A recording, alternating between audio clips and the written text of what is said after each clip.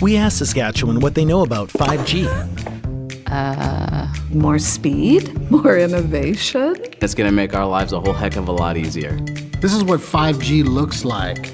Better, faster. Sounds like one more G. Sounds pretty good. I don't know what it means. All you really need to know is the future of 5G is here and will continue improving through investments in network technology.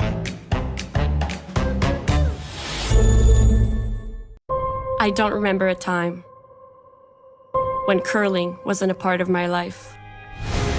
When I wasn't putting in the sweat and hard work to be the best that I can be. Clocking in the time, the effort to practice day in, day out. Curling is more than just a game. It's a family, a community. And when it's time to play, I know I'll be ready. Hardline, supporting hundreds of our next generation athletes.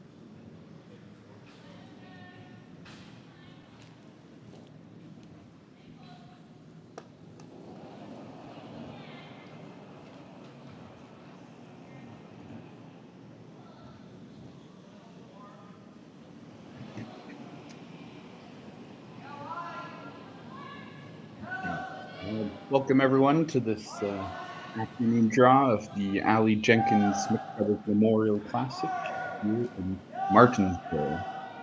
We've got a good game ahead here. We've got Team Matsumura Tanida from Japan versus Remeshylo Derksen from right here in Martensville, Saskatchewan. So thanks to all our viewers for joining us today. And we're excited to see some of the action these teams can bring today.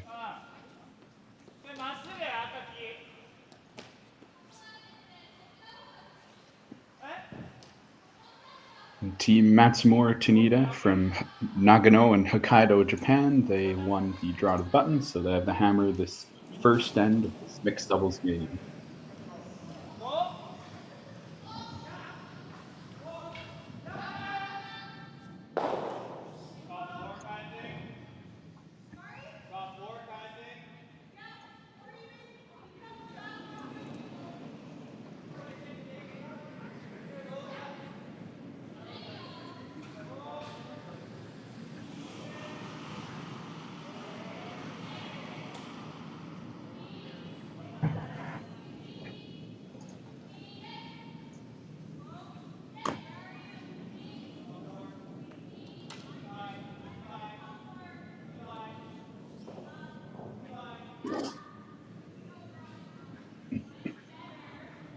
Well, as is usually the case with mixed double, we're getting right into it here in the first end. Lots of angles, lots of rocks to work with for both teams. But for now, that Japanese rock right on the pin, it's looking pretty good. It's going to be hard for the Saskatchewan team to get that one out. But I think they might be able to see enough of that blue if they want to try to run that top 8 blue and chip the button blue sideways and do that. They don't have a whole lot on the other side.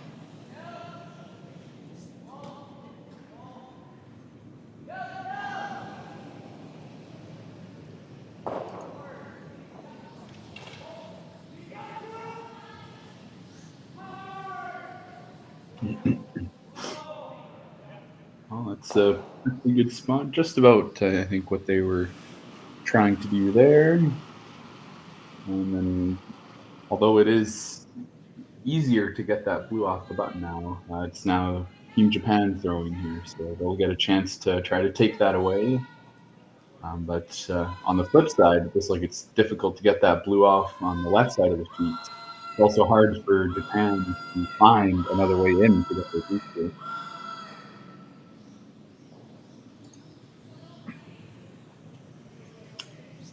But they do have to be very careful here, because I think that double's queued up now. He's from Saskatchewan. Just chip that blue open enough, and they can definitely throw peel weight at that and blast that blue out of there.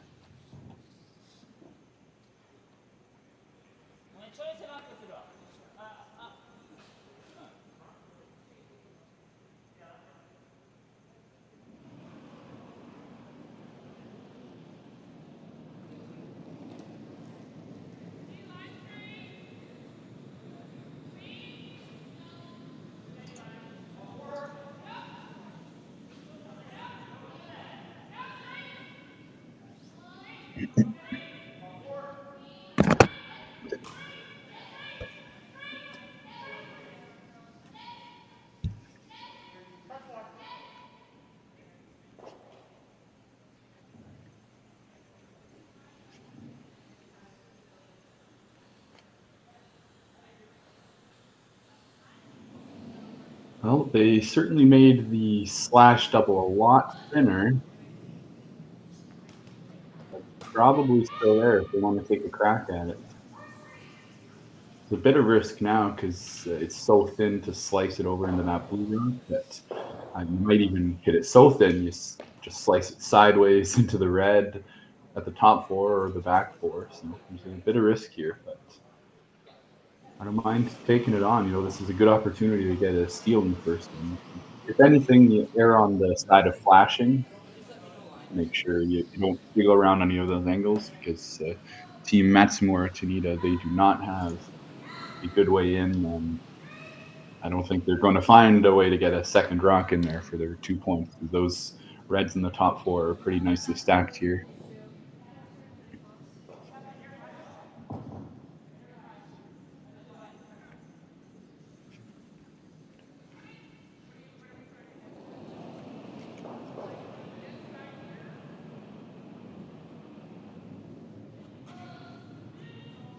So they've elected to throw a more simple shot. They just load up the top of the house, or it looks like they're coming across center for a guard here. So I don't mind this call. That'll take away any chance that Japan has of finding a way into the button area.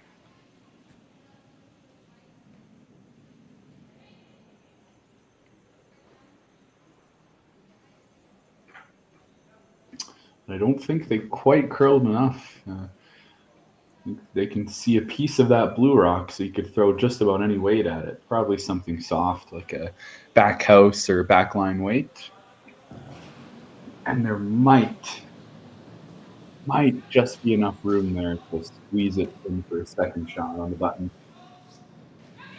You might have to move that red back button just a little bit to make enough space. Well, let's see what they've got here.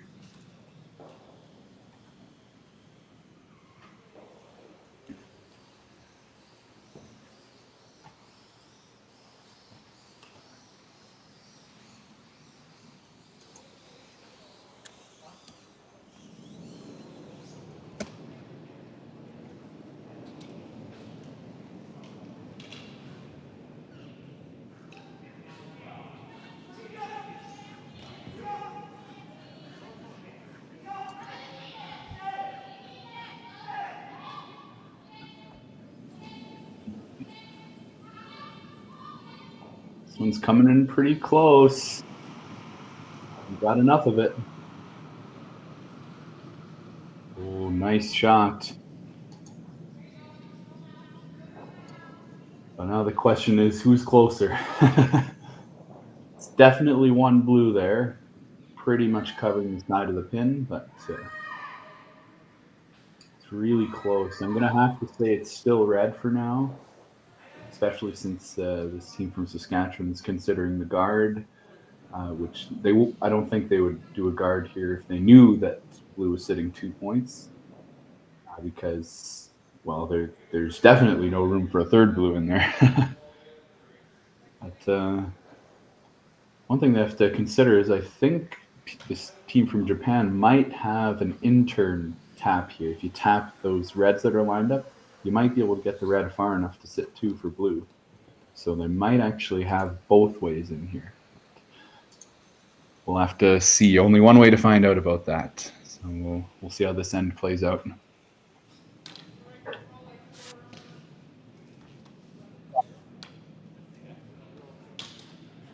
Martensville, Saskatchewan.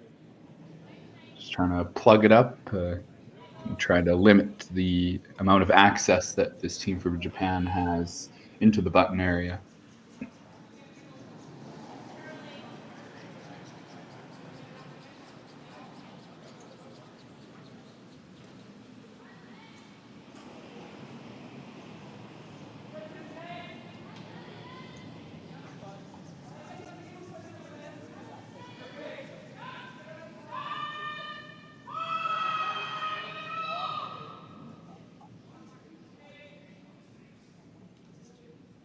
Gotta sit. It's not guarding a whole lot. It's a good guard if they wanted to play a takeout at that rock on the button, but they're just going to be looking to draw down to it, to give it a little bump, nuzzle up to it. So there's definitely room there on the out turn. I still think there might be a shot in the in turn as well. The players can see it better than we can here in the studio. They can get right up close to the button there, and it looks like they think it might be there as well. The rocks are lined up just so straight that the blue is not going anywhere, so you can just hit that red one onto the very back 4 blue and try to sit your 2 that way. They seem pretty confident that that shot is here. So last rock of end to number 1. Let's see if they can lock in their deuce here, take an early lead, and be a little more comfortable heading into the middle ends of this game.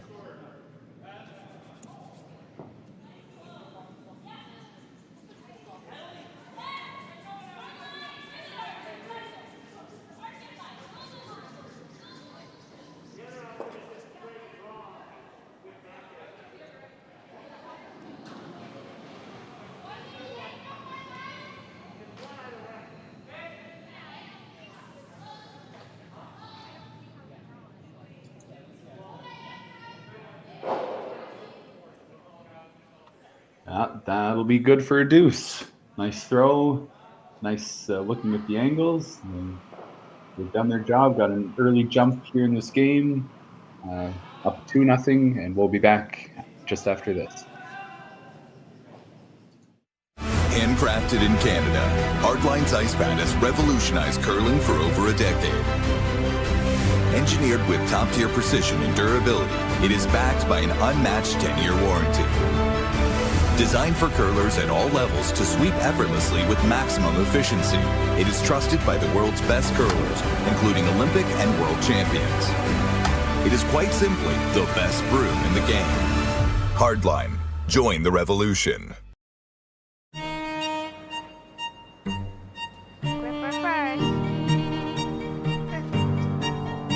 Don't forget your brooms. Yep, you got it.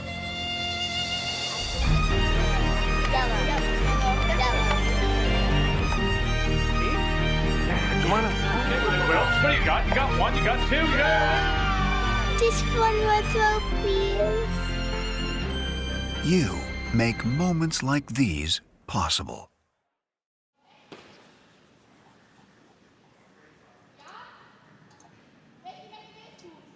All right, everyone, welcome back to this pool play game from the Aly Jenkins Memorial Mixed Doubles Classic in Martensville, Saskatchewan. We've got an exciting game ahead of us. Matsumura Tanida from Hokkaido, Japan. They jumped out to an early lead, got their 2 points in the first end. So they're going to be feeling pretty good about that and see if they can put some pressure on this Remeshylo Derksen team, a local team. And I believe this would actually be their home club. They've got a tale of a very local team versus a team who flew across an ocean to get here. So it's quite a battle today.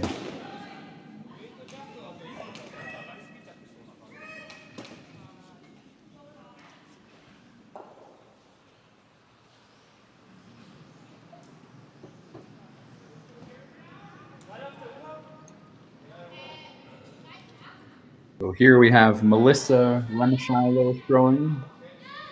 Dylan Derksen on the brush. Trying to come down the blue that was just thrown by Chiaki Matsumura.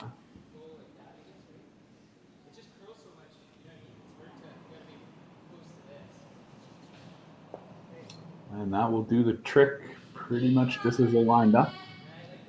They might have wanted to be a little more square on the blue rock and make it harder to remove later on in the end, but I don't think they're going to be too disappointed in that one.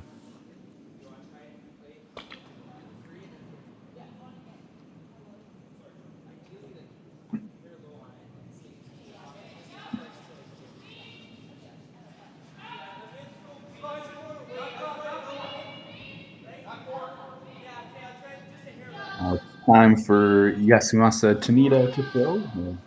Throwing this draw down to the button here, so he's throwing rock 2, 3, and 4. And then we've got Chiaki Matsumura throwing 1 and 5. The mixed doubles, as many of you viewers will know, it's quite a different format in curling. So normally you'll have 4-player teams and each person throws 2 rocks. But in mixed doubles, we only have 5 rocks, so it goes a little bit quicker. And as you've seen, we also have some preset rocks. So we put a rock right on the center line, about 6 feet out of the rings or so. And then we put one full back 4-foot. So it's sure to generate some offense. There's a few variations on that, but we'll get to that later in the game when that comes up. So here's Dylan Derksen throwing shots 2, 3, and 4 for Saskatchewan. So throwing those middle rocks.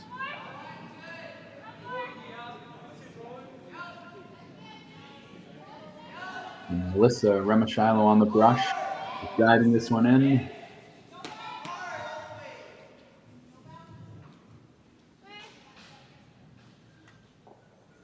Well, I know they would have liked it a little bit deeper, but that's not too bad of a spot. It's a very usable rock. You'd much rather have your rocks be in the top 8 than the back 8. You can still promote them later on in the end. So that red team from Hokkaido, Japan, they're going to have to keep that red in mind this whole end. But if they can play that in turn, loop it right onto the top of the pin, maybe move that red back a hair, they're going to be in a pretty good position. At that point, I don't think they'll be too worried about that top 8 red. Still something to keep in mind.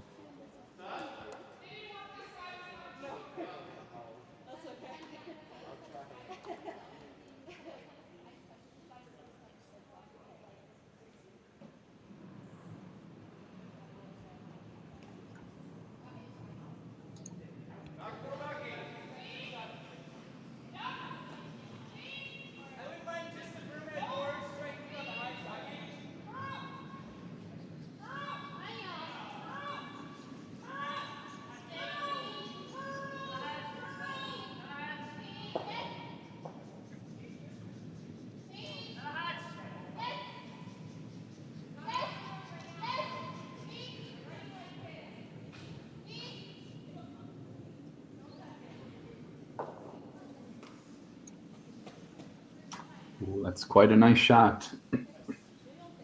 There is still a pocket.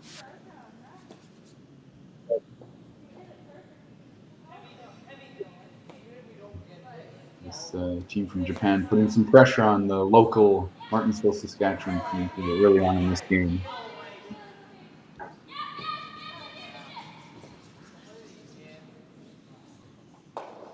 Looks like they're electing to keep things simple. Probably going to give this run back a crack here. But if you peel the guard, you're not too upset. It's going to be a simpler end that way, and you'll be bound to have some sort of shot to keep them down. It's this Remeshylo Derksen team as the hammer of this end. They've got to eventually move some blues around to make sure they have enough space to get a red one in there. So if you could ever connect on that top 8 red rock on this run back, it'd be you go a long way to setting up even a deuce here, but making sure you get your single point. Ooh, this is close. Just about perfect.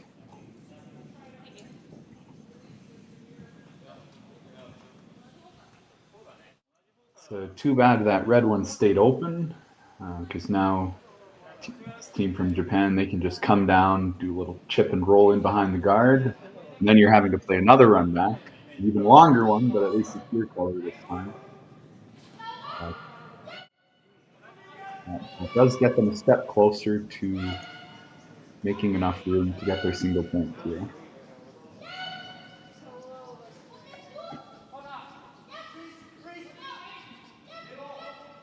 It's interesting here. So we have a red rock that's fully in the forefoot, but sitting third shot. But this Matsumura Tanida team is not electing to remove it. They're instead electing to come down as a freeze, I believe. Maybe some sort of tighter guard could be a possibility. But if you could ever freeze in the top forefoot there, it's going to be a really difficult to get those blues out. So, you'd prefer to hit and roll there, but it's a lot more precise with the hit and roll because you have to get the weight associated with the line correctly. So if you throw it a little light, you're going to overcurl the hit and roll. If you throw it heavy, you're going to hit it on the outside, and that's definitely not what you're looking for. Then it's going on to a blue. I don't mind this. They throw this draw so much in mixed doubles that it's often a team's default shot. If you don't know what to play, you're either going to run the guard back in and try to open things up, or just suck another one into the top forefoot and try to lock things down for your opponent. That's a beautiful shot there. And they still have another rock, Matsumura Tanida, and that red rock is very vulnerable sitting there.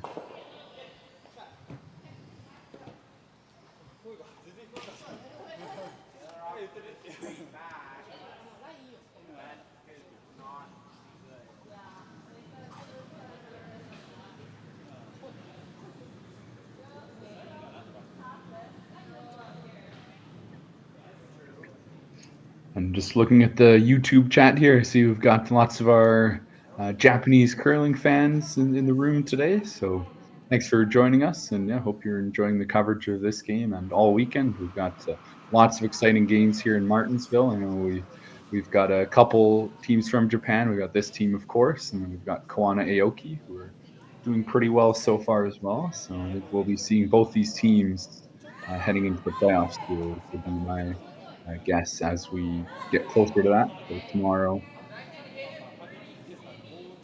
But for now, we're still in the pool play. So these teams are still battling it out to see who's going to make it into the playoffs. I think it's safe to say that Matsumura Tanida is looking pretty good for that. They're currently 2 wins and 0 losses. So they beat Kaylee Raniseth and Evan Crow from Calgary, Alberta in Game 1. Quite a handy victory at 9-3. And then they beat one of the very good teams in this event, which, of course, this team from Japan is as well. And they certainly met their match, beat Lisa Weigel and John Epping 7-4 yesterday as well. So if they can win this one, then I think that would settle their spot into playoffs here.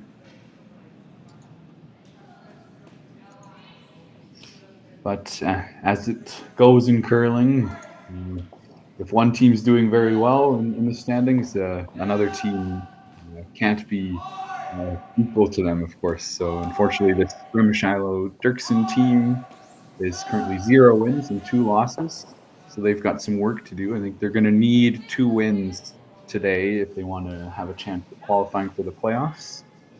They lost to Lisa Weagle and John Epping yesterday, as well as Savannah Taylor and Breton Gervais, who are also a team from Saskatchewan. So they need a win here, otherwise their playoff dreams will be over.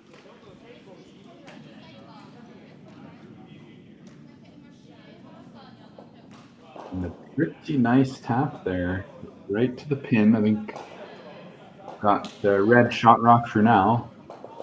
But the only problem is that was not the last rock of the end. So this Matsumura Tanida team from Japan, they have another chance to try to get that red one out. And if they're successful, it's going to be a tall order to find a way to get a red onto the button with those blues in the way.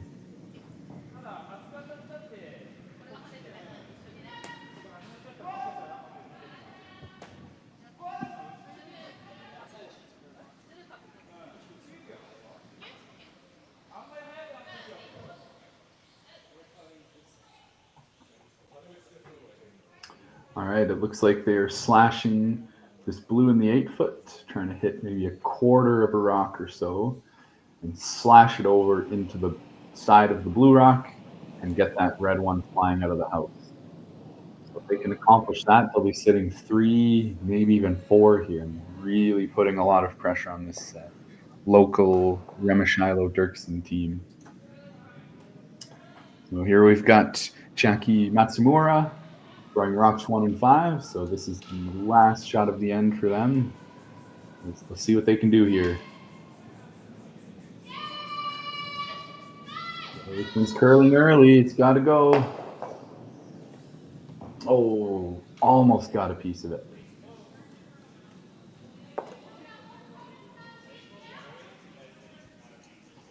Well, on the bright side, don't know how you find a way to get another red rock in without risking removing your red. You certainly don't want to give up a steal here.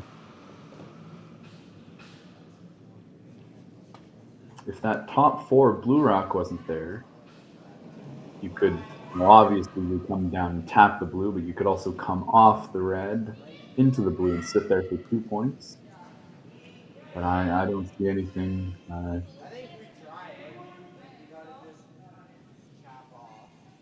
think this is kind of a throwaway situation, or at least a practice shot. Maybe throw a draw to the wing, see if you can figure out how it's curling there, because you might need to throw that later on. So it looks like they're going to try to play a draw, maybe squeeze it through that hole. And I don't mind this, because draw weight, the rock's not moving fast enough to be a risk to yourself. So not too worried about this one.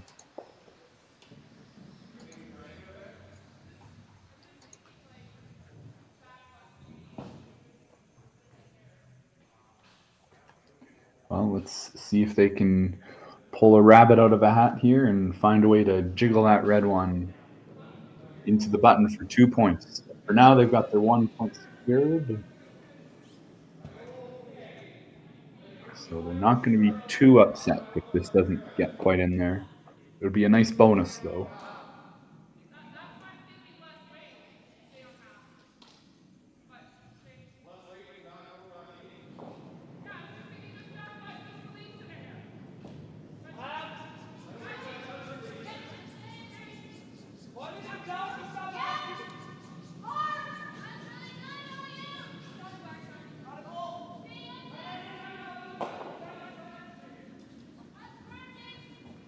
Well, the line's looking really nice here. They've got a chance. Oh, so close. That was a pretty tough shot, but a really great attempt there from Melissa Remeshylo, the thrower of rocks 1 and 5 for the Saskatchewan team. But they won't be too upset. Pick up their 1 point here, and we'll be back after the second interview. Imagine being able to stream every curling game from every sheet from any event, be it your Wednesday league game, bonspiel, or corporate event. Curling Stadium offers an all-inclusive streaming solution featuring high-quality cameras, ease of use, great reliability, and minimal installation. Offering your sponsors customizable ad space on your streamed curling games and being able to sell video packages to your corporate events for increased revenue. With Curling Stadium, you can stream to any device, be it your mobile phone, tablet, or computer. Push the feed to your desired platform, be it Facebook, YouTube, or any other social media. Curling Stadium is simply the way forward. Where it's commonplace in other sports to televise every game, we want to do the same. Curling is a global sport, and it's time it gets the coverage it needs. Make your curling club the next Curling Stadium.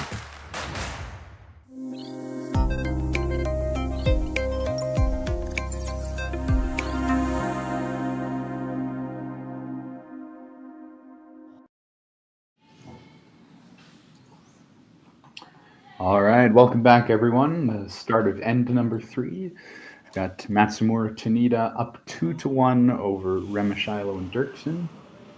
But this game is not over just yet. As many of you viewers will know, in mixed doubles with the preset rocks, it generates a lot of offense. So really anything can happen in mixed doubles, and a 1-point deficit is pretty much nothing. This early in the game, you could almost think of it as being tied. It really depends who's going to play better in these next 6 ends. Whoever plays better is going to win this game.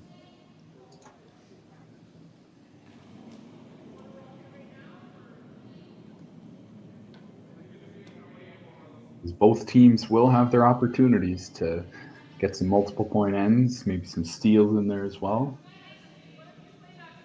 And the first shot of the end, naturally, with only 5 rocks, is very crucial. Unfortunately, Team Saskatchewan here came up short on their first shot. That's not what you want to do with the blue one already in there. And this team from Japan did a nice job of coming down, blocking that out to draw path. Earlier is a really nice spot. You can promote that rock later on and get it even closer to the forefoot. If they can make this shot here, that is going to be lost behind those guards, but it doesn't look like it's quite going to get by. That's a tough break, and it bounces over to block the draw path that they were trying. So now, Team Remeshylo Derksen does not have a good way to get in on either side. So I wouldn't be surprised, even though they're down 1 without Hammer here, they might have to run that center guard back and try to clean up, redecorate the house a little bit so that they have a chance to get in there later in the end.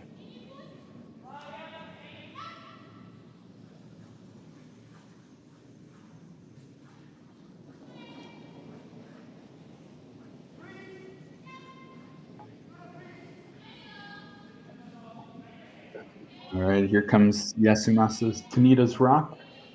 He's sweeping it as well. He's going to try to bring it right down to that top 8 rock. But this one's curling early. He held it very nicely. Oh, that's a nice looking shot. Pushing that blue arc right to the top button. Got some trouble here for this local team from Martensville, Saskatchewan. It's time to bail out, see if you can get some of those blue rocks moving. So Dylan Derksen bringing the heat on this one.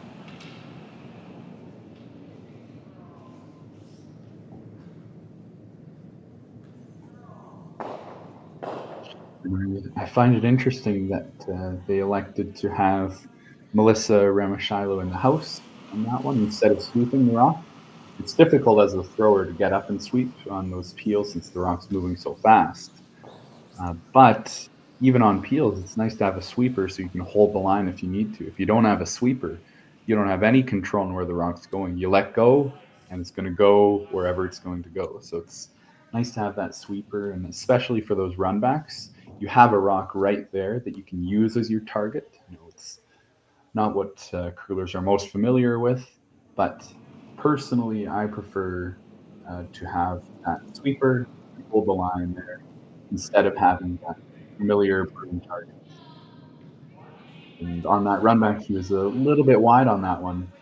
And part of that might have been because there's no sweeper. So subconsciously in your head, you're thinking, I need to throw this a little bit more out than I normally would since I don't have a sweeper to hold it straight for me. And that might have been the reason that he hit it on a little bit on the outside. So it's just really tough to make those precise run backs if you don't have a support sweeper to kind of move the rock where you need it to go. Nice guard there from Matsumura Tanida. I think they maybe would have liked it to curl a bit more. I think this Remeshylo Derksen team, they could chase through the hole if they want to hit that top blue rock, but they can't throw a whole lot of weight at that. So you're not going to get those 4-foot blues moving.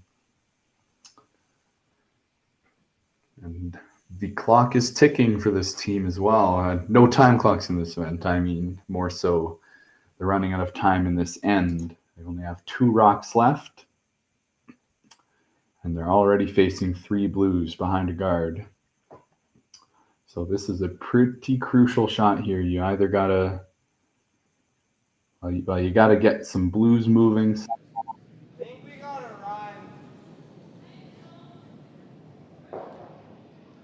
Otherwise, Melissa Remeshylo on her last rock is going to be facing quite the situation. We're going to give another crack at the run back here. This time it's a blue rock. Is an extra added problem here since you have to roll out the rock you're running back as well as the ones in the house. So it just makes it a little trickier. Let's see what Dylan Derksen's got here. Playing the in-turn run back. And same thing here, just a little bit on the outside, and I can't help but wonder if that's his subconscious brain saying that there's no sweeper and to make sure that you have enough there, because you obviously don't want to over curl either, which is maybe the main thing that would pop into someone's head with that. But, obviously you can't under curl either. It's a very precise and long run back. So unfortunately could not make contact with me in the house. So Yasumasa Tanida here, he's going to throw another guard. And we're going to see what Melissa Remeshylo is going to try on her last shot here.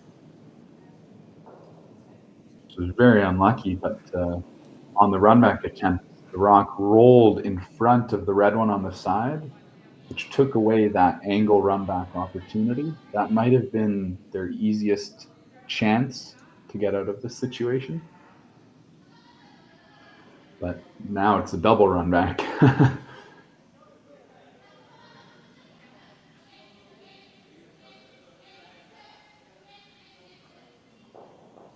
That is some good sweeping there from Tanida to get that to the center line. That is a perfect center guard right in front of the blues.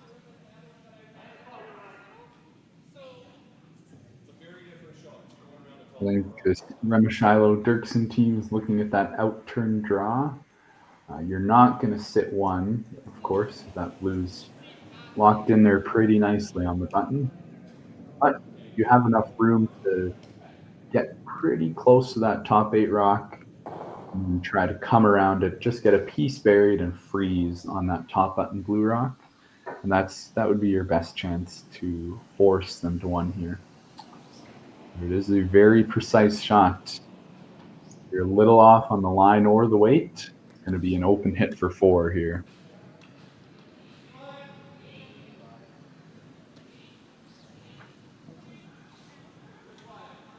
This team from Hokkaido and Nagano, Japan, putting some pressure on early.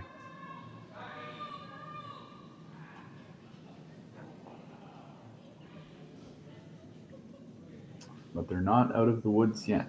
This shot is there all day. Let's see what Melissa can do here.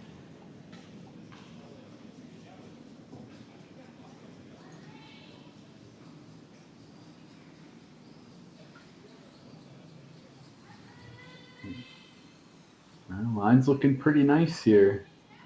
The question of how the weight is. This one's coming in real nice. Can you get it all the way to the blue one? Oh, that's a pretty nice shot. Great throw by Melissa Remeshylo, and great sweeping by Dylan Derksen to bring it down there. You know, they would have liked it just a little bit further since blue is sitting 2 still, but there's not a whole lot of room to get a third one in there, so they're going to be pretty happy with that. So likely cutting this team from Japan down to 2, but there is a bit of room on the outside here for them to sneak another rock in. Final rock of end number 3.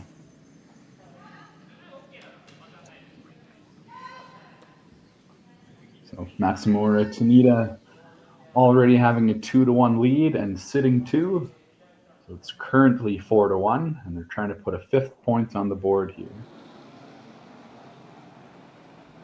Very wide draw.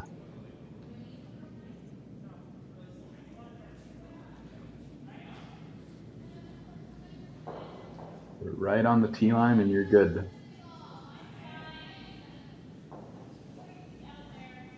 This one's out there quite a bit, maybe a bit too much steam. But hey, that's okay. You still got your 2 points. It's not like you were shooting against a bunch of red ones on that one. So Matsumura Tanida will take a 4-1 lead, and we'll be right back after this. I don't remember a time when curling wasn't a part of my life. When I wasn't putting in the sweat and hard work to be the best that I can be. Clocking in the time, the effort to practice day in, day out. Curling is more than just a game. It's a family, a community. And when it's time to play, I know I'll be ready. Hardline, supporting hundreds of our next generation athletes. Saskatchewan, you know SaskTel because we're everywhere. Because being everywhere keeps us connected to you. With SaskTel sponsorships, we get to be part of your community. We're here with you, and we're here for you. It's easy to get started. All you need to do is apply. SaskTel cares. Always has, always will. To apply for sponsorship, visit sastel.com/sponsorships.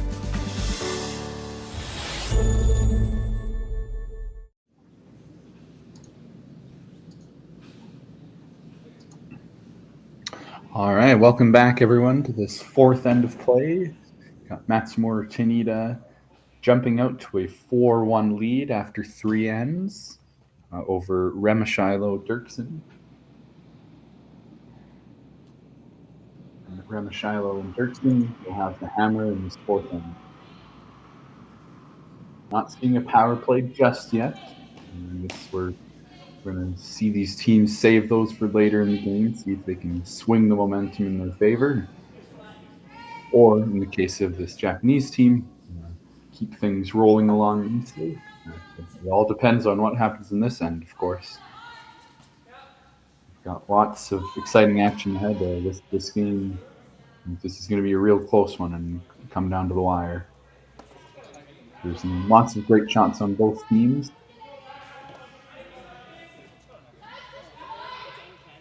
He's looking a bit scary last end for Remeshylo and Derksen, but made a beautiful pressure freeze to cut them down to 2 in the last end.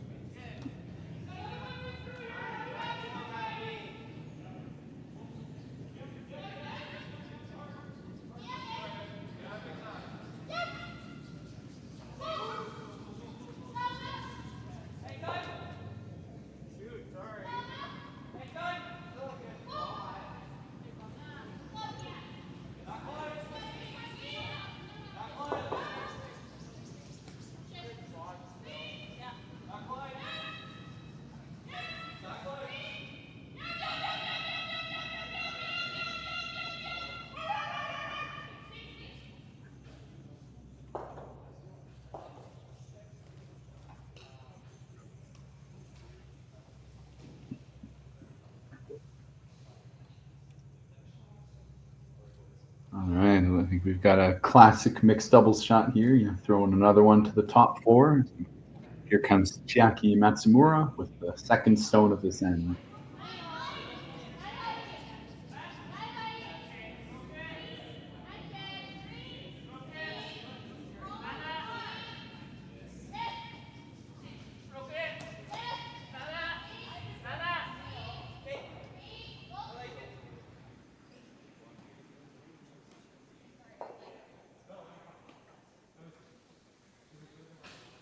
It's a pretty nice spot.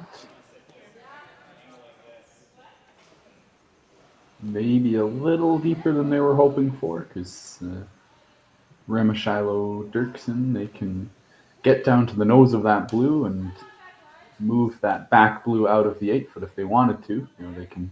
In mixed doubles, you can't hit any rocks out until the 4th rock of the end. So this is the first rock where a takeout could be played. And if they want to, they can give this one a try.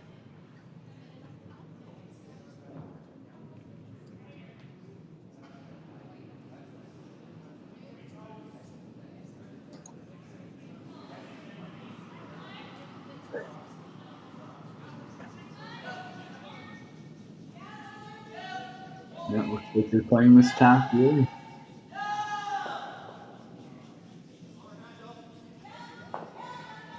Just got a little extra curl than they were expecting here.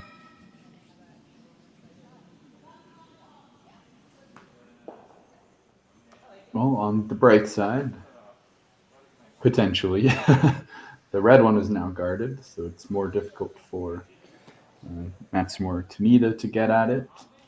But it's not all good news on that front, because their shot for one right now would be to tap that red one sideways onto the pin, and that guard is kind of in the way for that.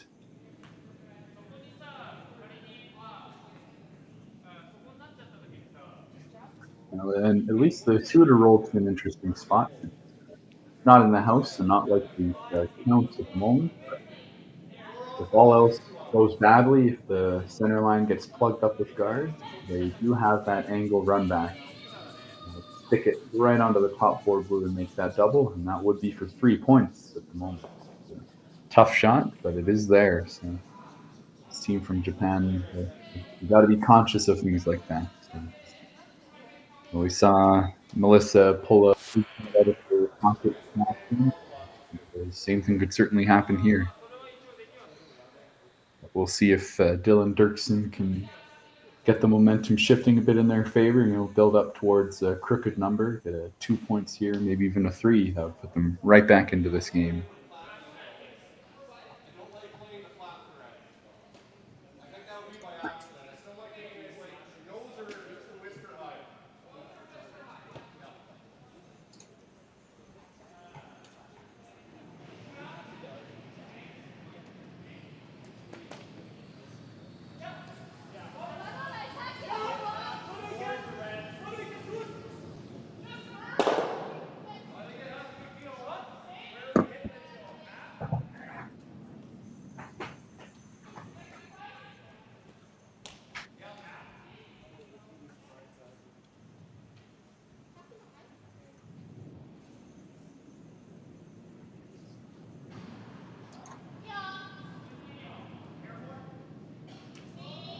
All right, you got Yasumasa Tanida.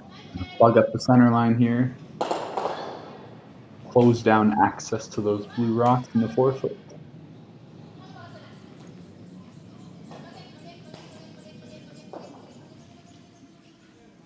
Gotta get across the face a little bit. Right into the pocket. That's a beautiful spot. That blue rock is not going anywhere anytime soon. It's going to take 2 shots to move that, because you got to move both the red and the blue behind it out of the way before you can get that blue rock going towards the back of the house.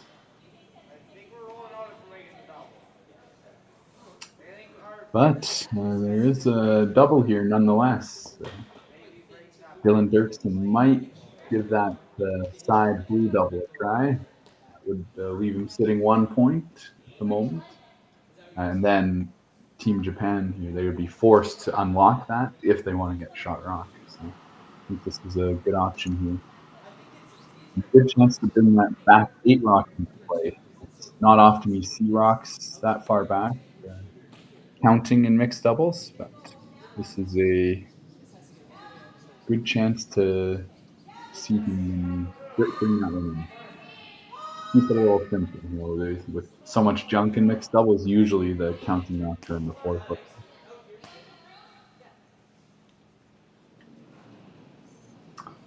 All right, it's about half a rock here. It's a beautiful shot. Looking really close. He's cutting up to sweep this one. I like that.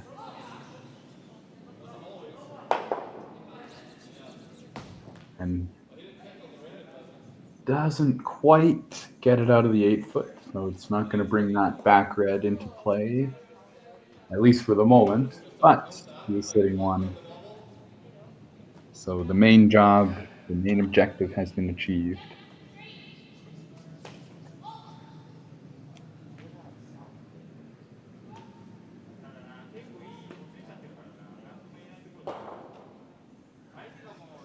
Yeah, it's an interesting situation here. So, of course, this Matsumura Tanida team can hit that red one out by just hitting that top 4 blue.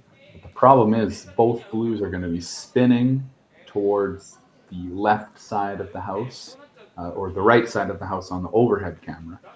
And that means that the blues are going to be grouped together. So there's surely going to be a double if you play that, maybe even a triple.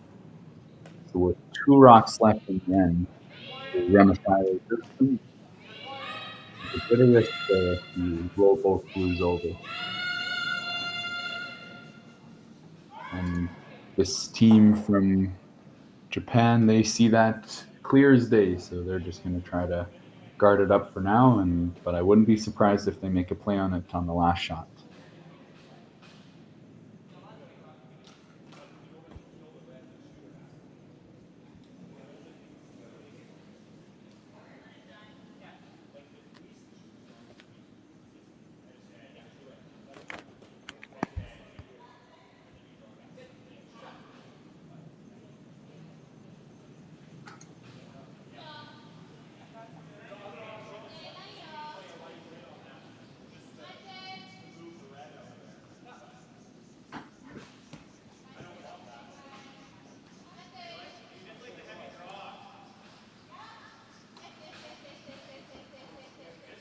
And Yasumasa Tanida just guiding this guard he threw in there nicely. It's a really good spot.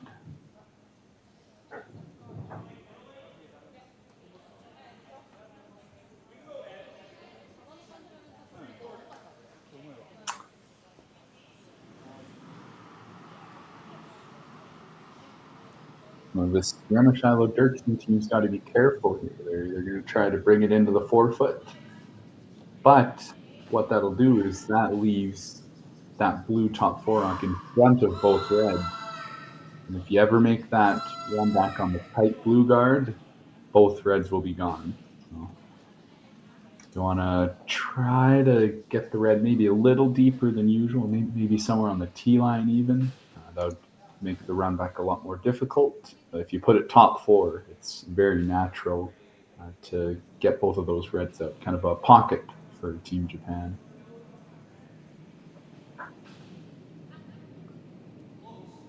But you'll still be making them shoot for it. So I don't mind trying to put another one on the 4-foot. You gotta get your points, and well, the 4-foot's where you need to be for that.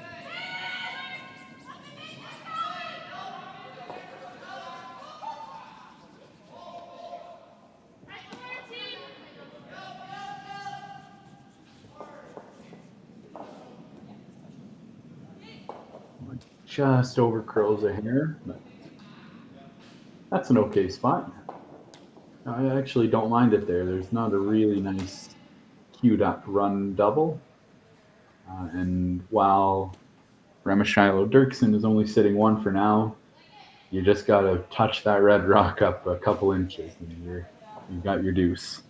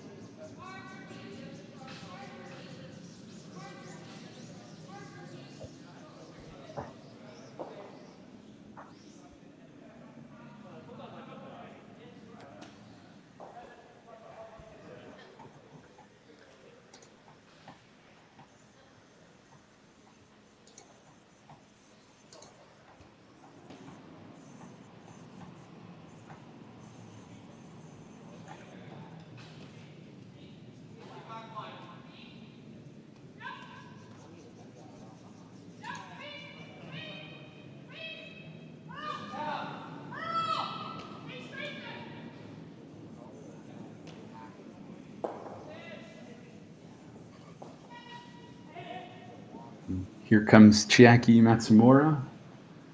The last shot of the end here. Just trying to plug it up, see if they can hold this team to 1.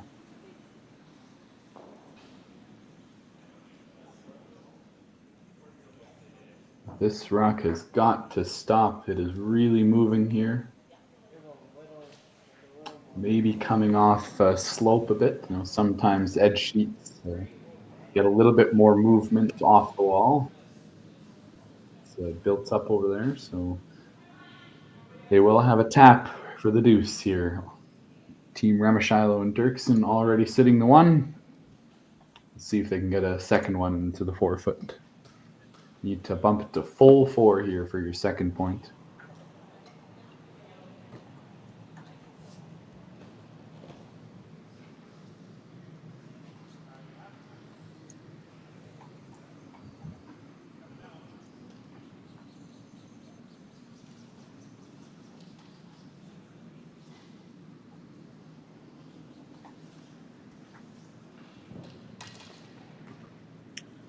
Melissa Remeshylo throwing that rock. Dylan Derksen on the brush.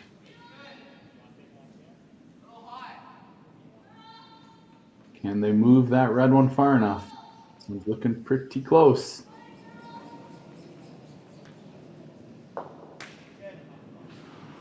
Beautifully executed. Right to the center of the pin. Look at that. Very nice. So we got their 2 points. They're now within 1 after 4 ends, halfway through this game, and we'll be right back after this. On behalf of the volunteer board, the support team, and all the families who will be helped by this year's Sandra Schmirler Foundation Telethon, thank you for being a part of this historic moment.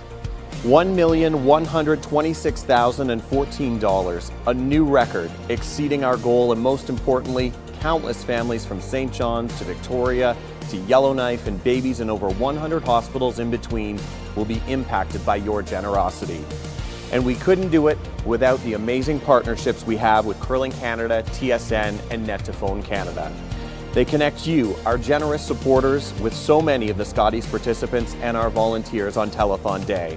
A special thank you to Jocelyn and Brett for sharing little Luke Gallant's stories, and all of the families across this great country who shared stories of how Sandra's legacy has helped their little ones grow up and become champions. In each of the last 3 years, because of generous supporters like you, the Sandra Schmirler Foundation has been able to give back $1 million to help babies in every province and territory. And this year's telethon will ensure we can continue that incredible momentum. Thank you for helping champions start small. Thank you, Canada!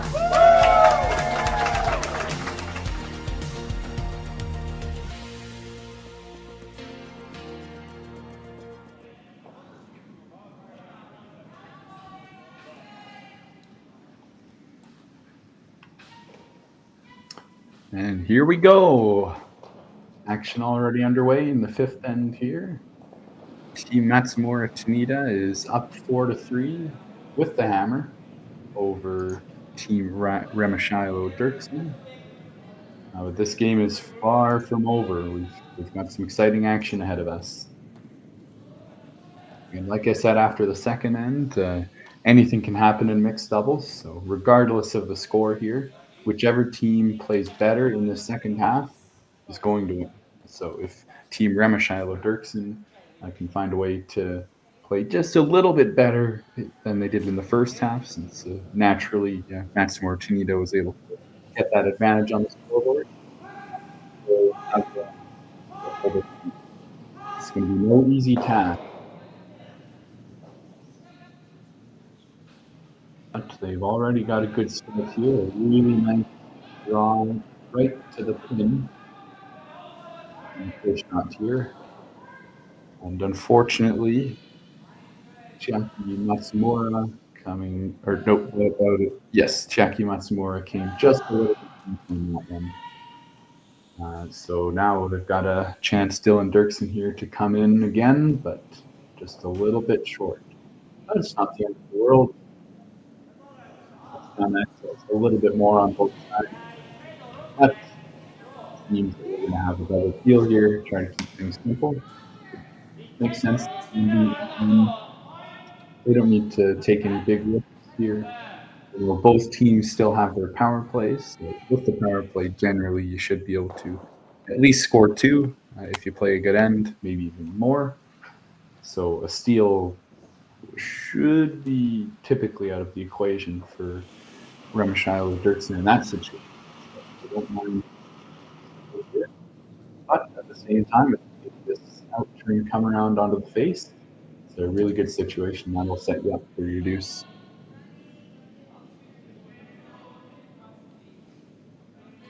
This is a key shot. If you're top 8, top 4, not sitting 1, but you don't mind that. If you ever bounce off and you're heavy, that gives Remeshylo and Derksen the opportunity to get another one in there. This cannot bounce off here. I just got enough.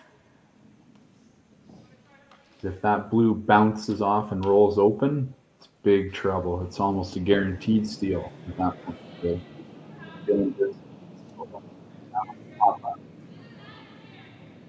Bit of an angle there. There's still risk.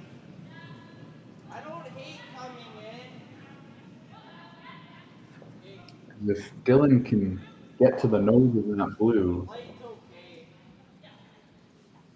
then they'll have a really good angle on that. Even a hair on the inside of the blue, and they'll have a good angle to tap that out of the button, even the forfeit later on. So early on in mixed doubles ends, it's all about setting up those ends.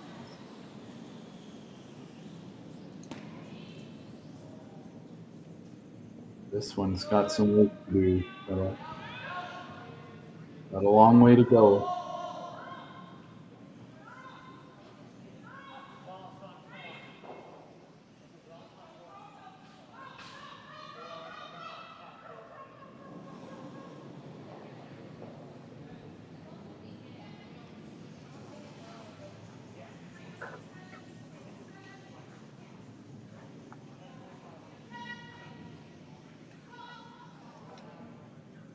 That is unfortunately not what the doctor ordered on that one.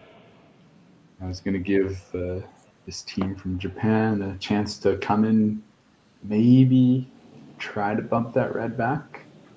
Similar to last time, the angle. If you do that path, you're likely to roll one or both of your blues kind of more towards the open, which then in turn gives Team Remeshylo Derksen chance to loop another drum. It's an interesting situation. Might be too early to move it, but or you could play really softly.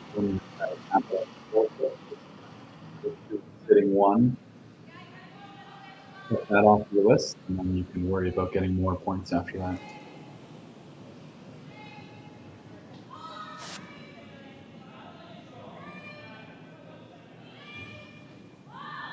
Another guard. So would be nice to sit 1 here if you can.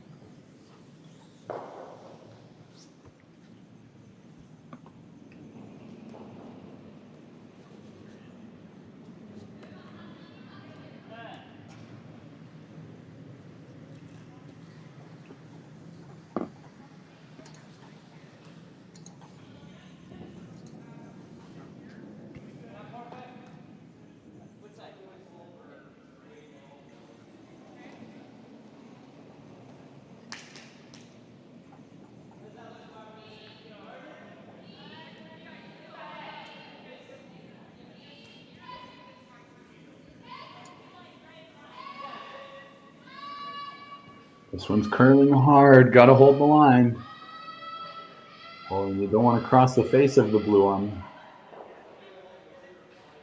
That's the kind of shot that Dylan Derksen was trying there. If you imagine that shooter was a red one instead of a blue. So quite an unfortunate leave. That red rock is pretty much locked onto that back 4 blue at this point. And still sitting shot rock. The angles are not as favorable for this team from Nagano and Hokkaido, Japan. So let's see how they're going to try to get out of this one. But before that, this is a 2-team game, curling. So it's time for Remeshylo and Derksen to try to put a bit more pressure on. Lock down that scoring area.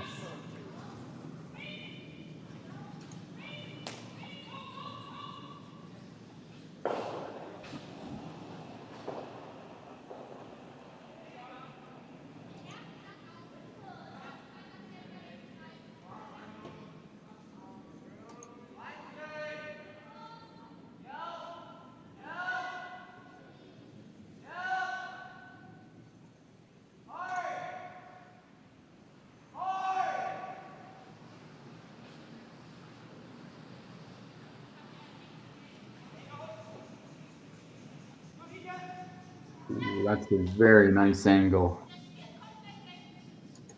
Excellent throw from Dylan Derksen. Excellent sweep by Melissa Remeshylo. And now that blue is angled away from the red rock in the back. I don't even know how you get a blue one in there now. Don't think you have room for that in-turn draw. Well, good news for Matsumura Tanida. This is not the last rock of the end, so they have a bit of time to try to clean up that top of the house.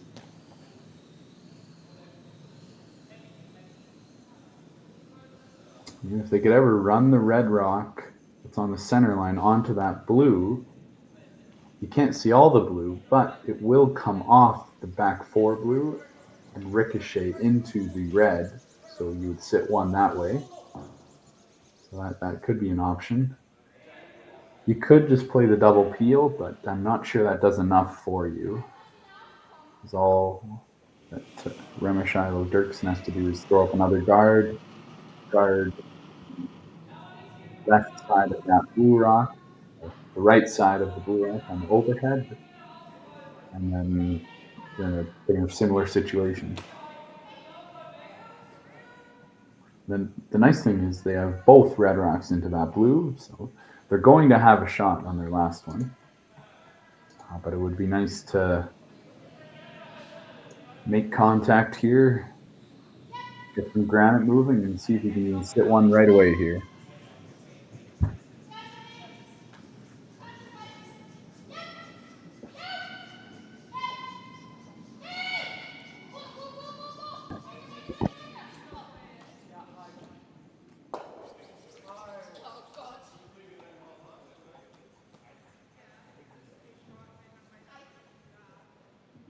So he's going to bring the heat on this one. Yasumasa Tanida.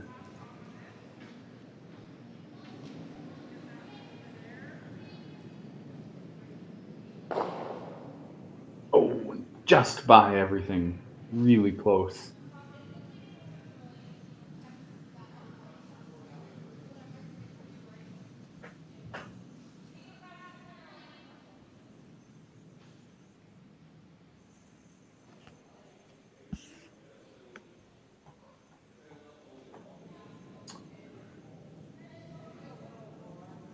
I still think the only shot here for this team from Japan is that red pretty much straight back onto the blue. So if you can just plug up the center a little bit, make it a bit harder for them to get to that blue rock top 4,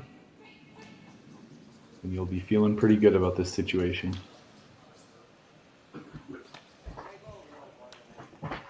All right, so right now, this team from right here in Martensville, Saskatchewan, they are lying 1. If Matsumura Tanida cannot move it off the button, it's going to be a tied game. So let's see what Melissa Remeshylo can do here to make it even more difficult. This team from Nagano and Hokkaido, Japan, get their single point here.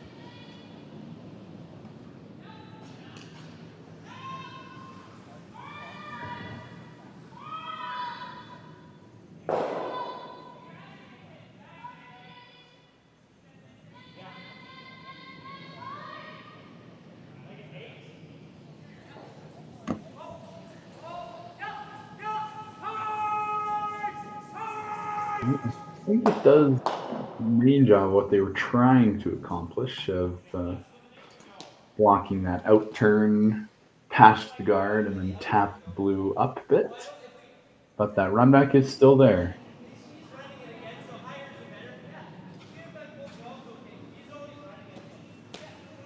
But it's a pretty long run back. This is 10 or 11 feet between the guard and the one you're trying to hit.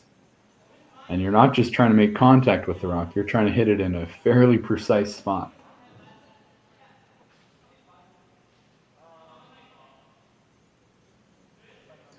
So, but you don't have a whole lot else, so you gotta give this one a try.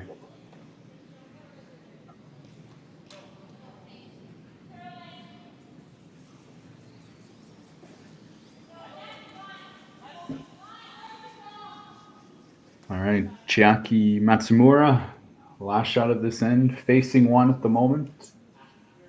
Trying a long, softer weight, I think, run back.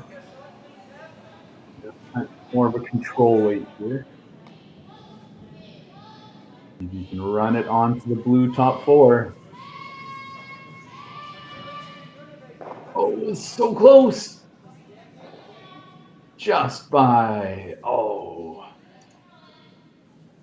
And that's going to be a steal of 1 red for this Remeshylo Derksen team. We are all tied up after 5 ends.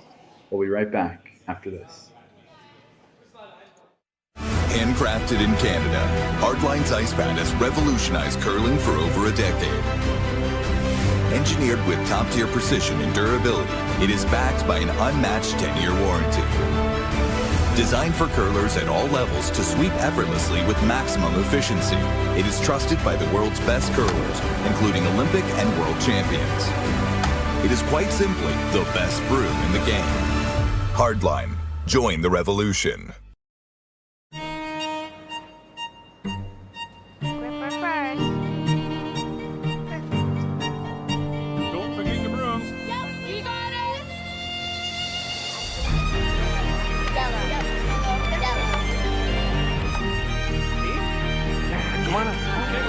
What do you got? You got 1, you got 2, you got... Just one more throw, please. You make moments like these possible. Alrighty, folks, it is time for the power play. So many of you viewers will know, but in mixed doubles, we have a special situation called the power play. So this is a chance for the team with hammer to have a more easy time of generating a deuce or even more points. You'll often see 3s and 4s with the power play. So it's very similar to the setup on the center. The guard is in a similar depth, but everything's kind of shifted over to either the left side or the right side of the heap. It depends what the hammer team is feeling, if they have a favorite side to throw on. And Team Remeshylo Derksen trying to raise that red one into the house to be shot rock. Super close. There's very close to being a really nice shot. It seemed to really warp at the end, though. It might be a bit sloped out in the wings. So this team from Japan, Matsumura Tanida, they've got the hammer here, and they're going to see if they can set up that red rock is not in an ideal spot. And they can see a bit on the outside, but they can't hit it just yet on the next shot. So if you don't have the hammer, you can only hit on your 3rd rock of the end. But if you do have the hammer, you can hit on the 2nd shot. So we're going to see Chiaki Matsumura trying to freeze down to that red rock and sit 2. That'd be a really good angle to have. Oh, just nuzzles the guard. But it's a pretty good spot. Again, the this team from Saskatchewan cannot hit yet, so they are forced to play some sort of draw or a very precise tap back. And well, the reason the power play is so powerful is that the center's open, so you don't really have to worry about being too offensive with the hammer because you're always going to have that draw for one. Unless, of course, the other team works hard to put up their own center guard and come around to try to junk it up that way. Usually, if a team's doing that, they're down quite a few points. And this is a real close game, so I don't think we're going to see anything like that. Well, Blue's still sitting 2 and a good chance to just split the rings here. Separate those Blues.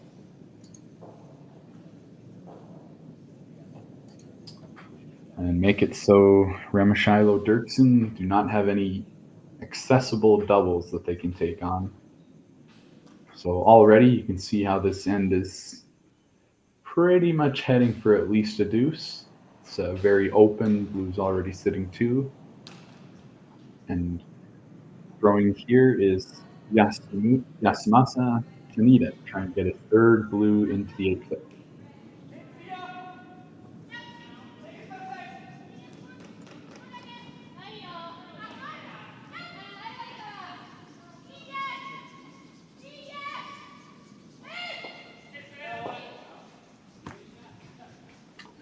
It seems like this one has got to go. Chiaki Matsumura coming out to help. Got to drag it all the way. You want to outcount those red rocks since those are going to be hard to remove. And they do a great job of dragging it. But it is fairly high in the house. There is an angle there for a double. Dylan Derksen wants to take it on. And that would be a key shot because then your red will be a little bit behind the red one. It might be open, but you do have the chance to hit the top of the blue and spin upwards just a little bit behind that red one. If you could ever do that, this end is turned right around. Now we're looking at a force.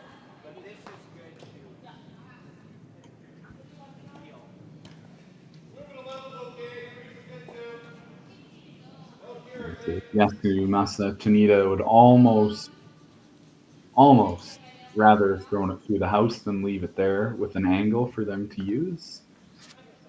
There wasn't much access to those blues behind the red corner guard, but now they have a chance to roll the red.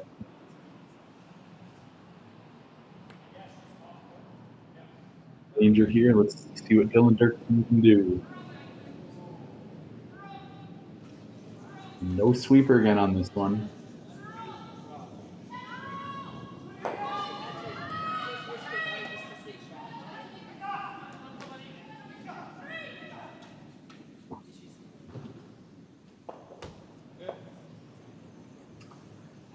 I know I've said it earlier as well, but I can't help but wonder if having a sweeper would make it a little bit easier, visualization and mentally wise to throw those peels because you have a little bit of margin that the sweeper can help with.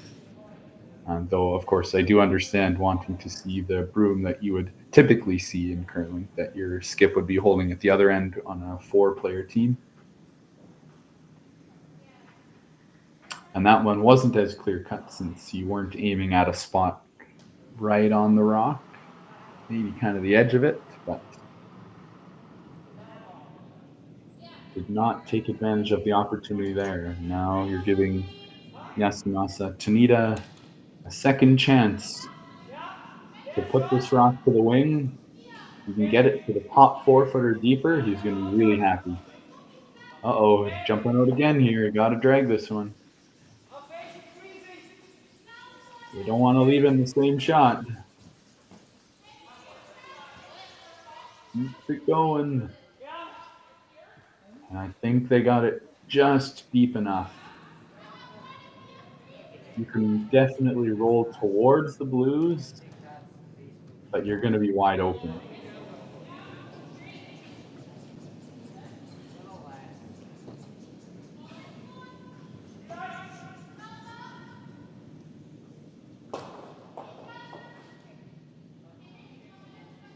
So Dylan Derksen here is going to throw this one pretty hard as well.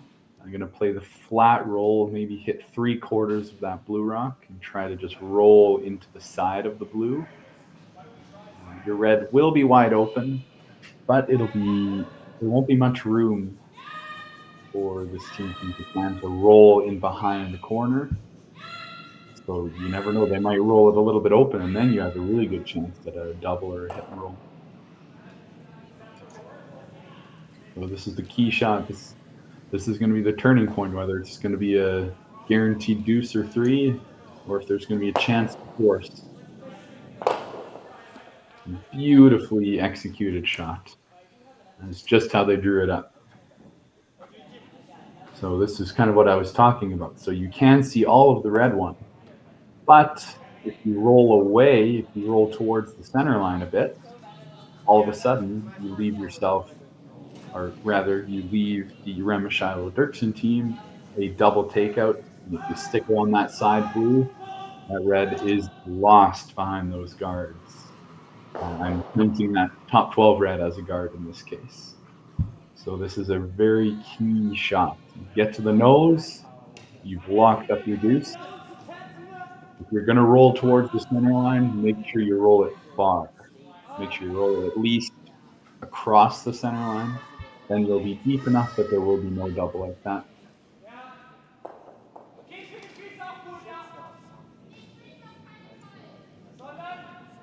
And here comes Yasumasa Tanida with the takeout, hurling it early. It looks pretty close.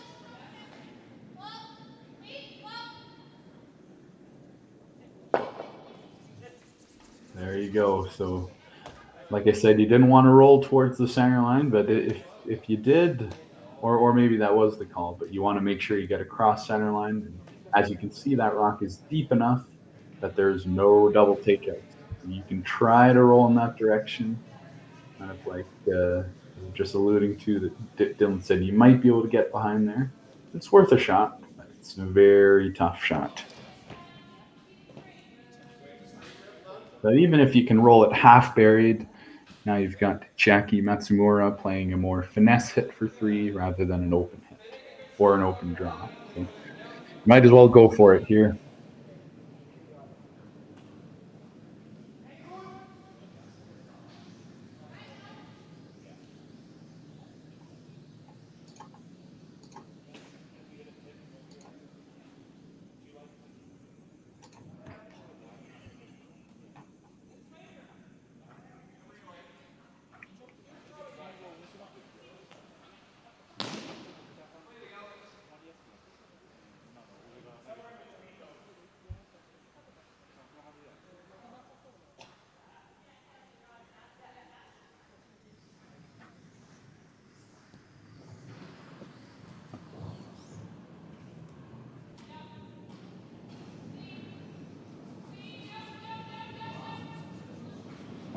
Here comes the final stone. Melissa Remeshylo playing this hit and roll.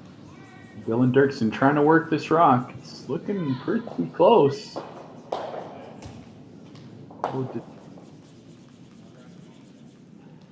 Oh, really good try there. Roll another foot. They still have a shot for 3, but it's a lot tougher. Unfortunately, this is still wide open.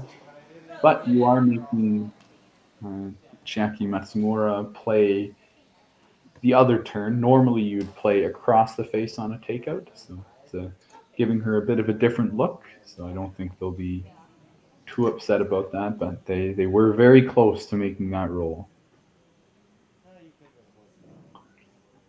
So as we often see with the power play, there is the opportunity for 3 points here for Matsumura and Tanida out of Nagano and Hokkaido, Japan. Let's see if they can pick up the 3 with a nose hit.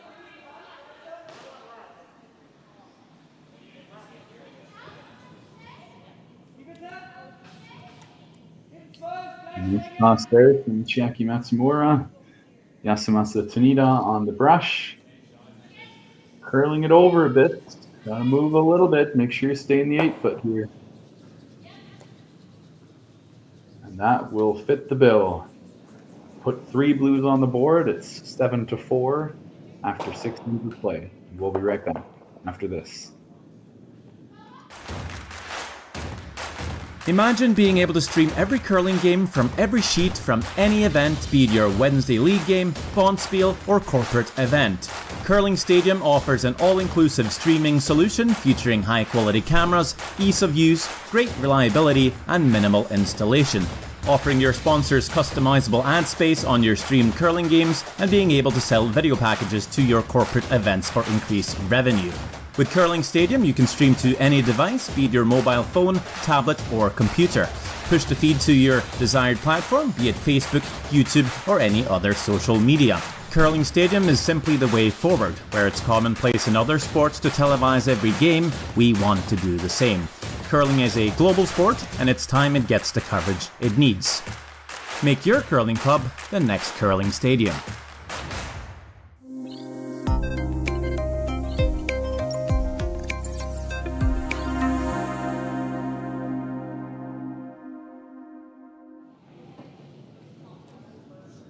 Welcome back.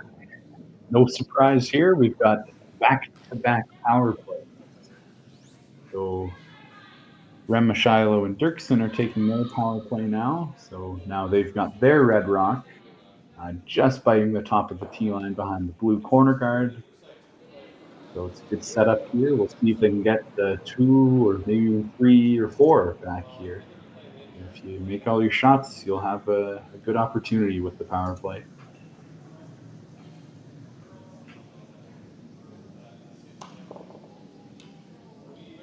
And we definitely expected to see them use the power play here because, as mentioned earlier, you only get 1 power play per game, and you can only use the power play when you have the hammer. So if Team Remeshylo Derksen did not use the power play here, then if they scored 1 in the 7th end, they would never get a chance to use their power play because Team Matsumura Tanida would have the hammer in the 8th end.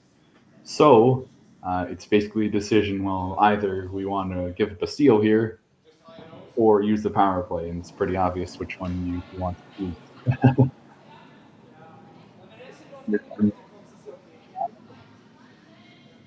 You should tuck a second red one around there. You're probably not going to get fully buried, but you can make it more difficult to get to in access to Matsumura and Tanida. And just like I mentioned last end, this team from Japan, on their next shot, they cannot hit just yet. So they're going to be forced into playing some sort of draw or finesse shot. So normally you'd like to take on that double takeout, but they can't do it. They remove a red rock or a blue rock for the matter in this end. You have to replace against remove rocks like that. Draw here, but then on the next one, Remeshylo and Derksen will have to hit if they so desire.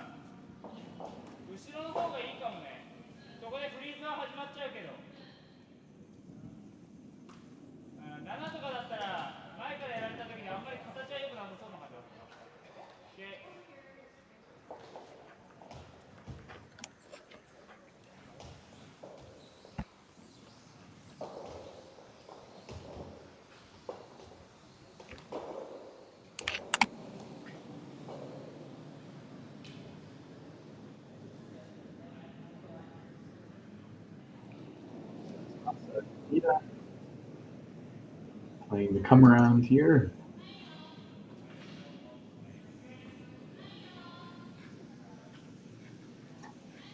I believe it is 2 red for the moment. It's very close. He's going to see if he can suck this blue one right in behind cover. But this one is curling quite early, maybe a bit light. Unfortunate spot. So shoot up the angle so it goes onto the blue one. If you were to hit that blue rock that's thrown, and unfortunately there.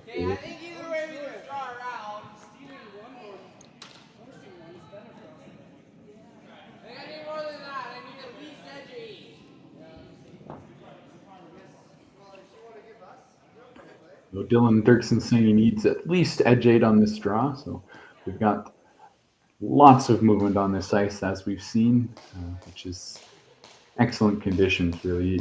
You'd rather see a lot of curl than not enough curl, because then what's the point of curling? It gives teams a chance to really nice finesse shots with a lot of curl. So the players here are very blessed by the ice makers and the excellent ice they've made here at the Aly Jenkins Mixed Doubles Memorial Spiel here in Martensville, Saskatchewan. And this rock is going to come up well short of the house. There was an attempted come around on that one. And, well, so did Yasumasa Tanida, also came up short of this. So it makes you wonder if it's going to be changing a little bit. 8-end game. Ice is very precisely moved, you could say.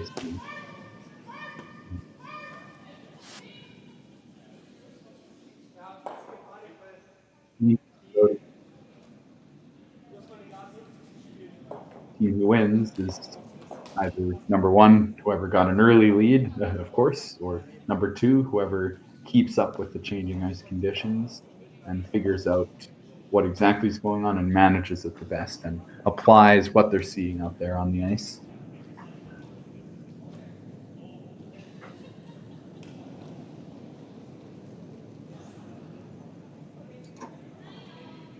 So Yasumasa Tanida, lots of room to wrap this blue one and hide it behind that long red guard, but even get it further behind those top 12 rocks.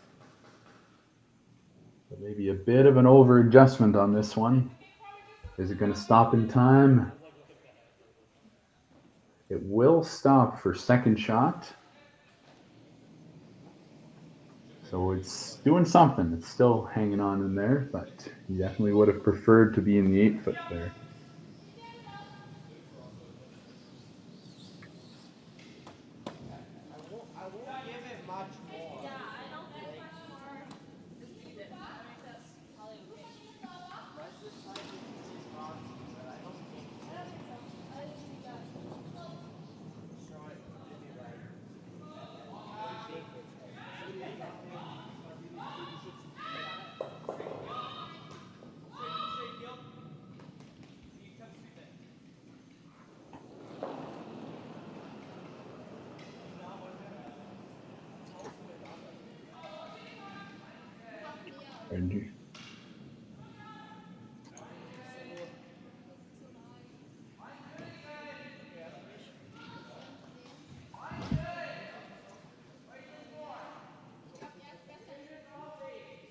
Here comes Dylan Derksen's rock into the house. This one's looking pretty nice.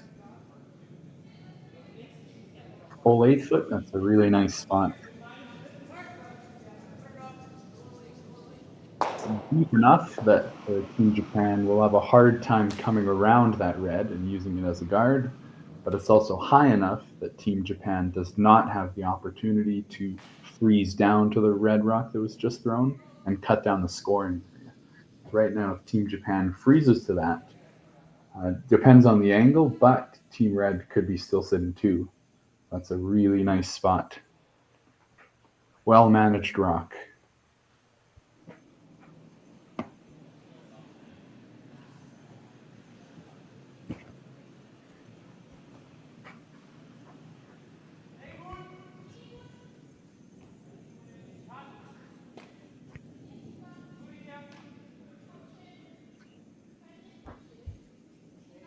So the team Matsumura Tanida, they're looking at slashing this red one into the red one that was just thrown. It's a bit of a risky shot because you're promoting the other team's rock, which is currently not counting. So if they were to stick it on the red, it's almost as if nothing would have happened out of their shot. But this is a really good opportunity as well, because if they make that double, Not only is the red going towards the other red rock, so if you get really lucky and really fire a missile here, you might be able to get all three, but you also open up that blue one. So right now, the blue is corner frozen on the red rock, so it's not possible to use that blue rock and raise it onto the red one that's in the top 8 foot. But once this red rock is gone, you will have the option to use that if you need.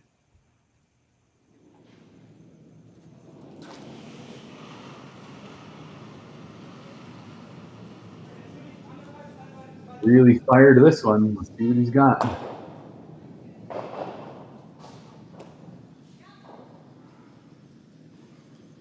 Oh, wow. That's quite the shot. Even managed to push the blue one in a little bit further into the 12th. Let's take another look at this one. A lot of heat coming out of the hack. Hits that top 8 rock very thick, but with enough speed that he manages to get that red rock moving far enough. And it even came into contact with the top blue. So the rock bounced off the sideboard, just off the wall there, and came back into play and hit the blue rock top 12. But they put it back to a good spot, I think. So now the question is, who is second shot? I think it's blue in the back there. And the third shot is very close, though. So we've got red only sitting 1 at the moment, but 2 rocks left compared to Matsumura Tanida's 1 rock. So they've got 1 extra chance to get a red rock in there.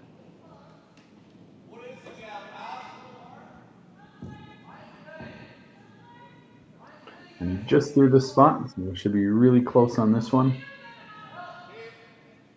Same thing, full 8 would be really nice here. Looks like he's trying to bring it to the 4th at this time.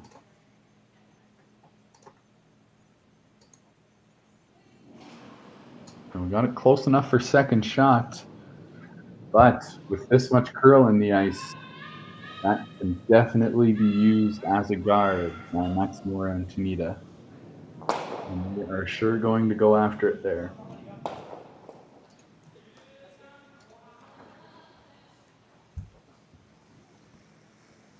And a little bit of bonus good news for this team from Japan.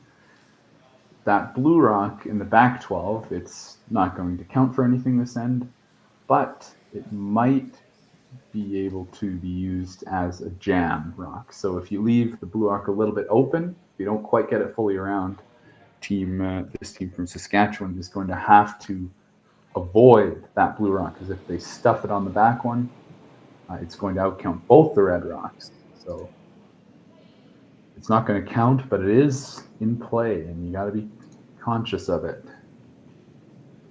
So let's see if they can get this wrapped right around that top 12 red rock.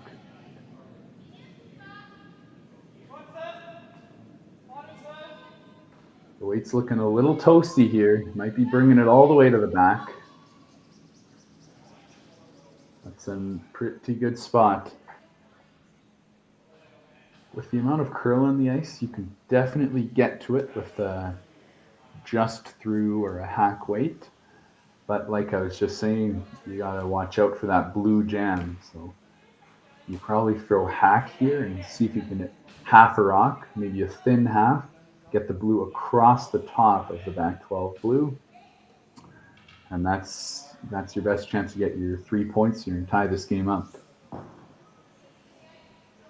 And I think you've got to go for it. Down to without the hammer is a tall order in mixed doubles as well as fours.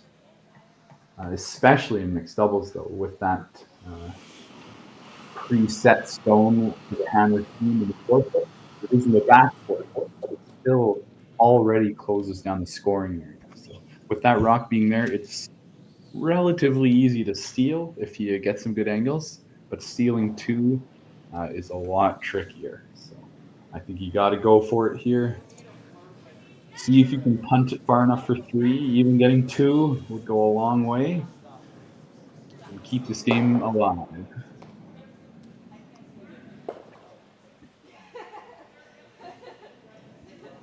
So here comes Melissa Remeshylo, just getting into the hack, doing her setup. Dylan Derksen on the brush.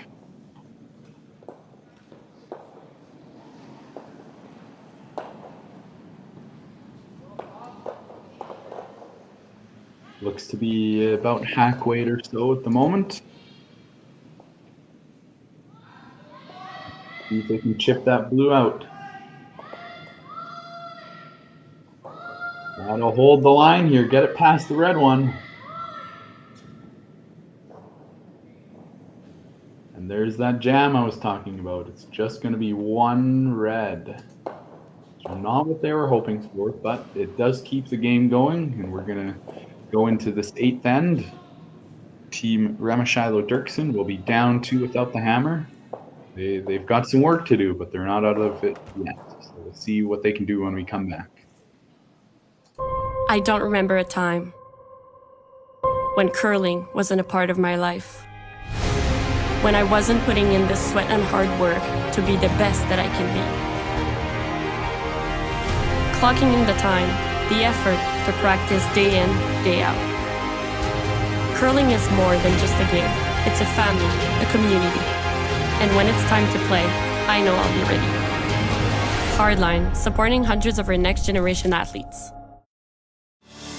Saskatchewan, you know SaskTel because we're everywhere. Because being everywhere keeps us connected to you. With SaskTel sponsorships, we get to be part of your community. We're here with you, and we're here for you. It's easy to get started. All you need to do is apply. SaskTel cares. Always has, always will. To apply for sponsorship, visit sastel.com/sponsorships.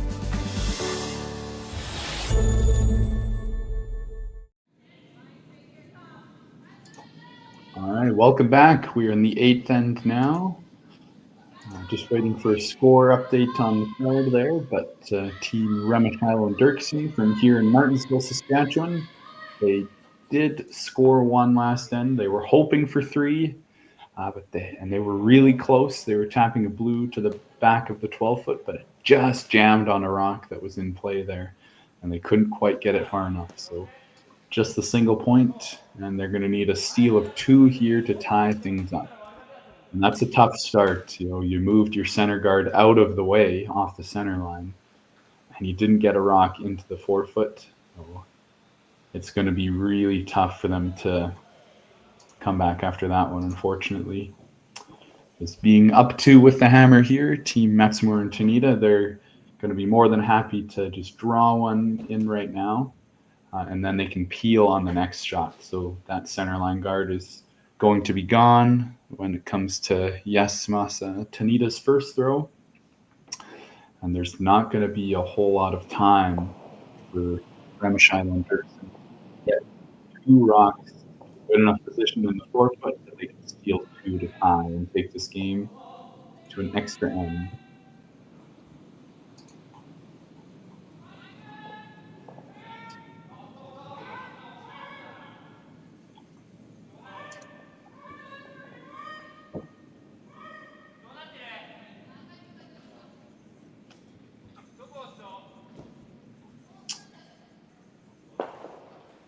Wow, that one did not want to curl for Chiaki Matsumura. It's an unfortunate result.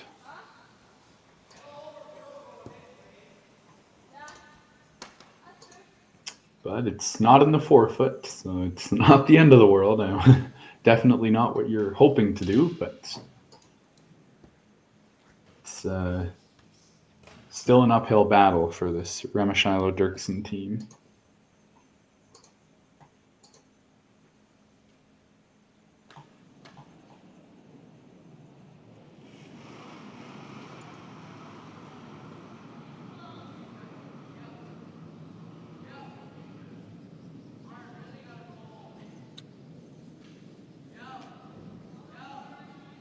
Oh, this one's already coming into the guard. So that's their first 2 rocks of the end, with only 5 rocks to be thrown per end that are guards. And you only have 3 rocks left now. You're gonna need 2 of those to get into the 4-foot. So sands of time are running out for this Remeshylo Derksen team. Here at the Aly Jenkins Mixed Doubles Memorial Bonspiel in Martensville, Saskatchewan. Let's take a quick look at the overhead here. So we're just going to give a crack at this double peel on the center line. They're fairly close together. So relatively routine double peel. And some more good news, that second, or the middle red rock is going to be going in the direction of that red rock in the house. So there could be an opportunity here to get all 3 reds moving. Yasumasa Tanida firing out of the hack. See what he's got on this one. Whoa, a little bit thick. That was dangerous. If he hit it any more on the nose, he might have ran it right back into his blue rock, and then you're in trouble. But he got just enough to the inside, makes the double peel, but does leave center guard there. But when you're thinking about the order of operations here, so Remeshylo and Derksen, they're going to try to freeze down to that blue rock behind the guard. And then Yasumasa Tanida, he's just going to have a simple straight peel on the center line. And what do you do at that point? Do you put up one more guard and then peel it again? Do you come in and try to double freeze, get it all lined up?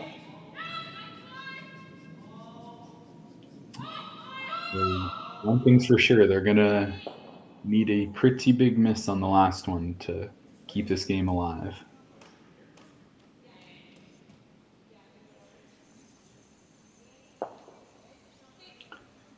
And it's sitting shot rock, which is good, but once that center guard is gone, there's no backing for that red one. And that's you really needed to line it up on that back 4 rock if you wanted to have a chance to keep both reds around, because Chiaki Matsumura is not going to miss an open hit, just making contact on her last shot. So you need to give something a little bit more difficult, maybe a hit against 3 where you need to stay in the rings, but just making contact, that's a no-go for this team, one of the best in the world.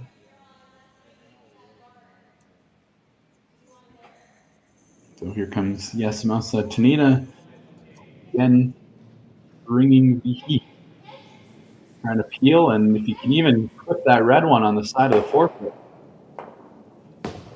Oh my.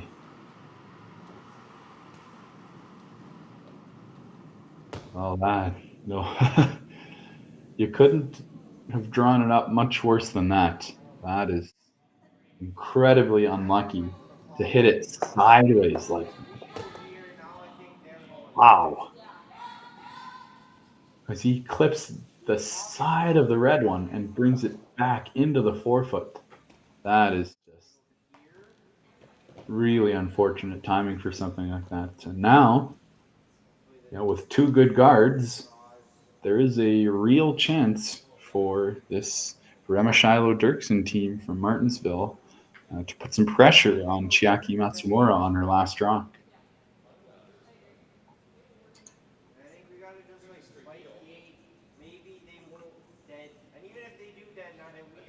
The silver line, who had it got into the 4th on top of that blue one, but a little bit more.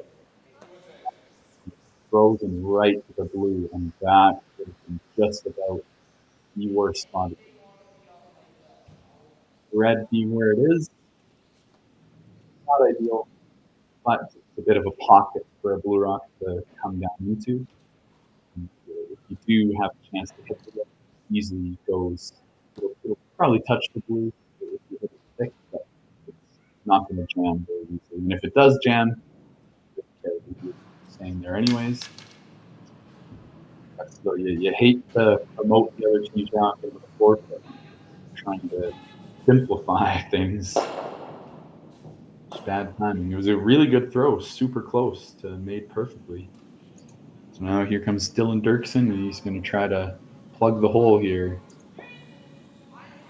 And ideally make Yasumasa Tanida just play a straight peel here.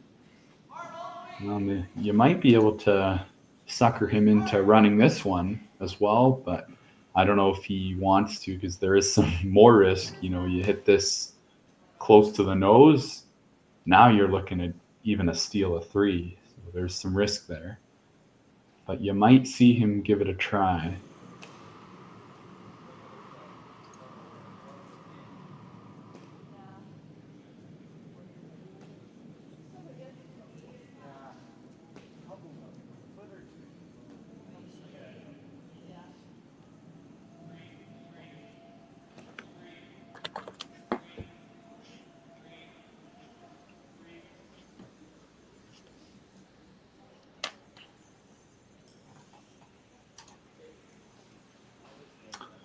So you definitely want to play this one safe. If anything, hit it a little thick. Go by everything. That's okay.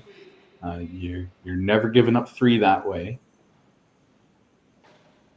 But it would be really nice to catch one of the reds in the back forefoot. If you could hit it pretty much right on the center line, drive it back at an angle and clip that red,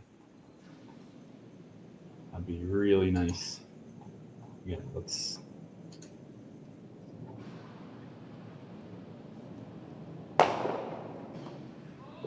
Just by.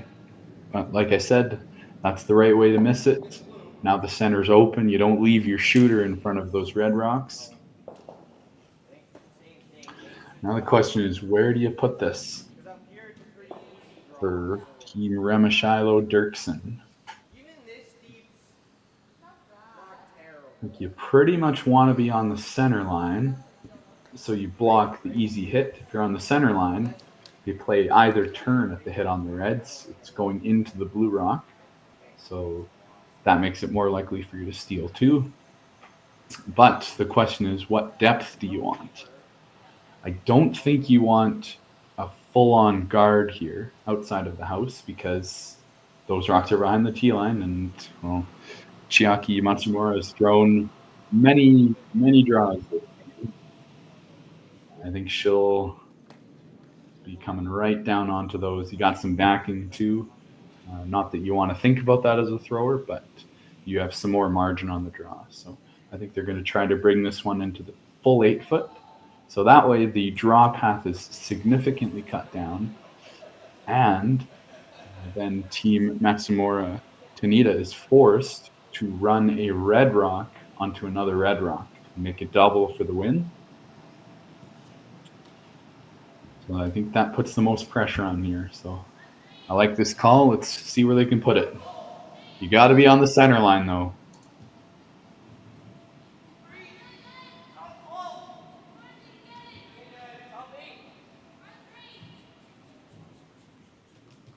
This shot's coming in really nicely. Keep it going.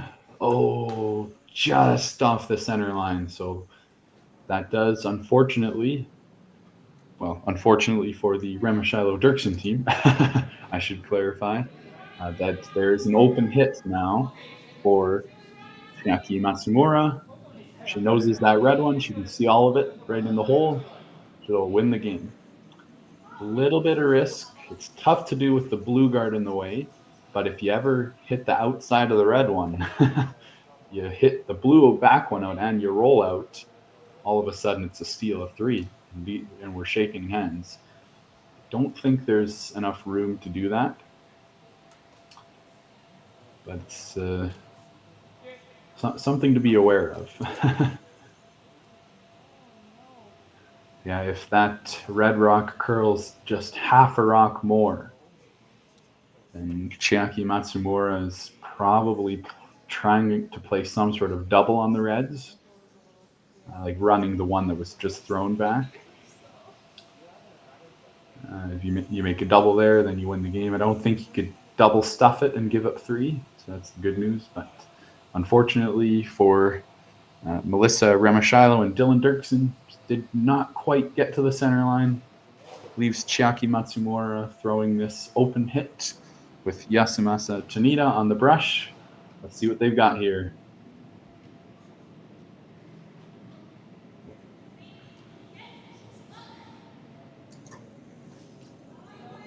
And just as they drew up, beautifully executed, rolls right on top, and that will do the trick for an 8-5 victory over Team Remeshylo Derksen from Martensville, Saskatchewan, right at this home club here.